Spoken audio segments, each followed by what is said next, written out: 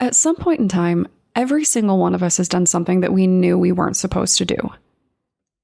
For a lot of us, it starts in childhood, with the average kid lying for the first time at 3 years old. At some point, it transitions into bigger transgressions. Maybe sneaking out to hang out with friends, or going into the spooky forest that is strictly off limits. Maybe even lying to a teacher about a homework assignment or something like that. And when we do something wrong, we can find ourselves convinced that we'll get caught, dwelling on the potential that we are going to get in trouble eventually, that someone is going to find us out for our ridiculous mistake. Until eventually, we realize that we've probably gotten away with it. But for some people, that day never comes. Because if you kill someone, there is always going to be the chance that you are going to get caught.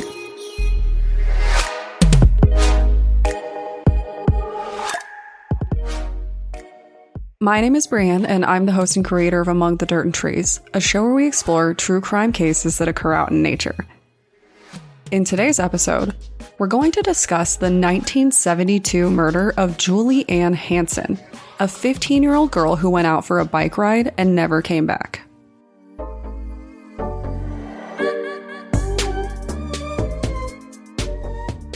For 50 years, Julie's murder was left unanswered. But in June of this year, police solved her case and are now going through the process to charge and sentence her now elderly killer, because you are never too old to pay for your crimes. On July 7th, 1972, Julie had plans to head out and enjoy her day. To do this, she borrowed her brother's bike. Her plan? To attend a local baseball game. At the age of 15, I would say that it is safe to assume that she had plans to meet up with friends or maybe even a potential crush. But unfortunately, it seems that Julie's good day was cut short. She never returned home, and her family waited for her arrival. Julie was no doubt poised to be in really big trouble when she got back, but she never did. The next day, her parents called the police, and I do have to say that the full day of waiting did kind of surprise me.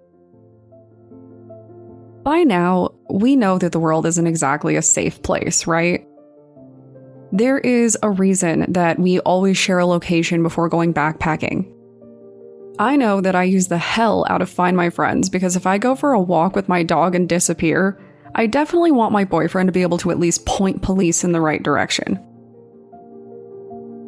We have all of these tools today, tools that I know plenty of parents use to keep an eye on their kids, but back then, we didn't.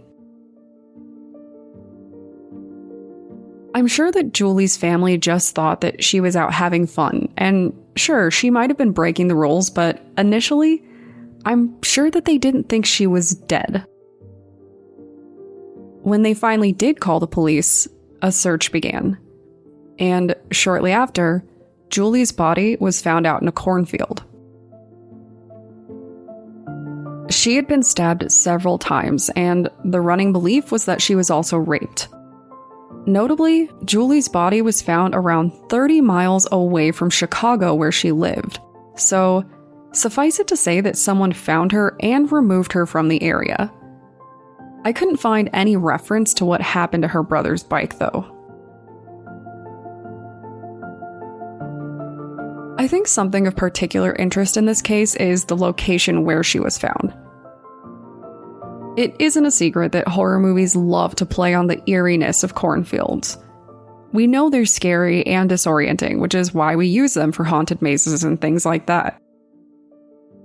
The one I worked in was half cut out for the maze and the haunted attractions, but I know that when I first started, even following the outlined paths for staff, I got lost a couple of times and had to reorient myself using mattress pits and slide towers to get back. And since that might seem a bit over the top compared to your average haunted house, you are correct. The haunted maze that I worked in was actually run by 2 engineers, and suffice it to say that they had quite a bit of fun creating very original attractions.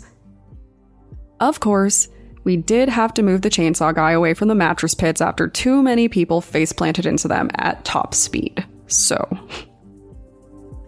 the point being, corn mazes offer a lot of cover and can be really confusing, especially if you're not used to them. But more importantly, especially back in 1972, they were also fairly vacant. And I have to assume that this is why Julie's killer took her there, likely to buy himself some time. I guess that you could say that it worked because it would be 50 years before police could identify him. 50 years of Julie's family, friends, and community not knowing what kind of deranged monster violently murdered her. For a while, police believed that Julie was the victim of other killers in the area. She wasn't the only one to disappear and show up dead, and police did find a couple of other killers who did commit some truly horrific crimes. But after further investigation, they had to admit that it just wasn't likely that Julie was one of their victims specifically.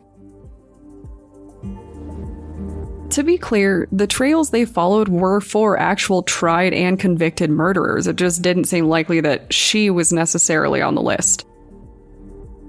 So, decades pass, and we fast forward to 2021.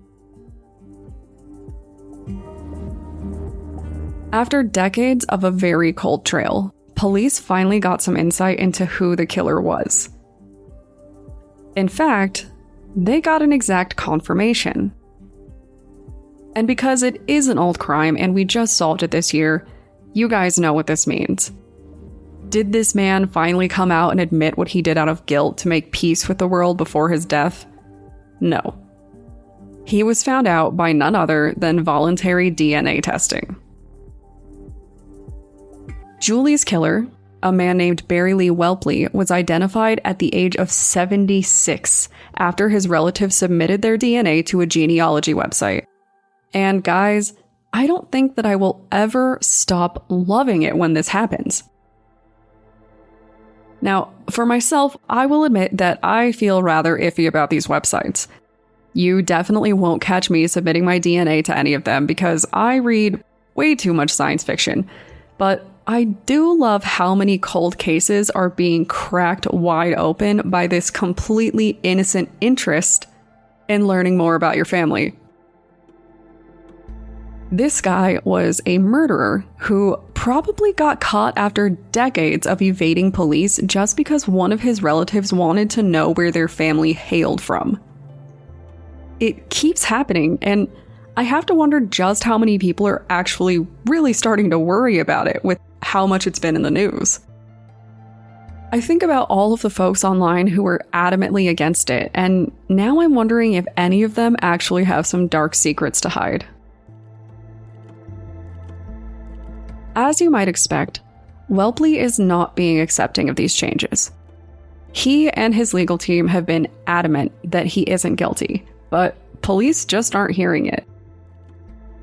One of the articles I read actually said that there was just piles of paper and evidence against him now, so it definitely doesn't look good for him. We don't know much about the truth of what happened, and I doubt that Welpley will ever admit the truth of it, even if they do find him guilty. But we do know a few things. We know that Welpley and Julie were not complete strangers. In fact, he lived about a mile away from her, and from what I can tell, she was fairly well known in the community. She was described as sweet, and she was known to babysit for families in the area. At the time, Welpley was 27 years old.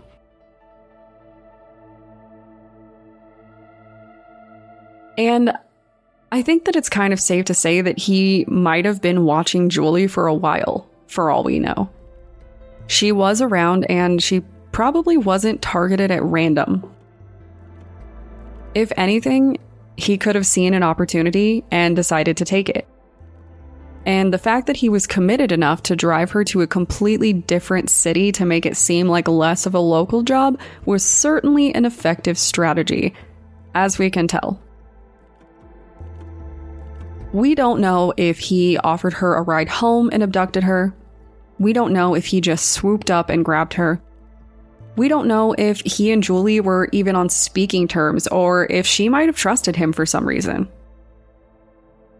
What we do know is that Julie was sexually assaulted and stabbed 36 times. We also know that this isn't the first story about a man in his 20s preying on high school girls. And of course, we know that finally, after decades of waiting, Julie's killer is finally being brought to justice. It took too long. It shook an entire community. Her killer was able to walk free and live his life like nothing happened while she lost hers. But after all this time, by the marvels of modern science, a rapist and killer is being brought to justice. So, for any other criminals out there that think they got away with it, I think that there's only one thing that we can really say. TikTok. And I don't mean the app. So, if you want to talk about your most hilarious childhood transgressions, your opinions on DNA databases, or the sweet, sweet joy of criminals getting caught when they think they've gotten away with it, feel free to contact me on Twitter or Instagram using the tag @DatPod. Thanks, guys.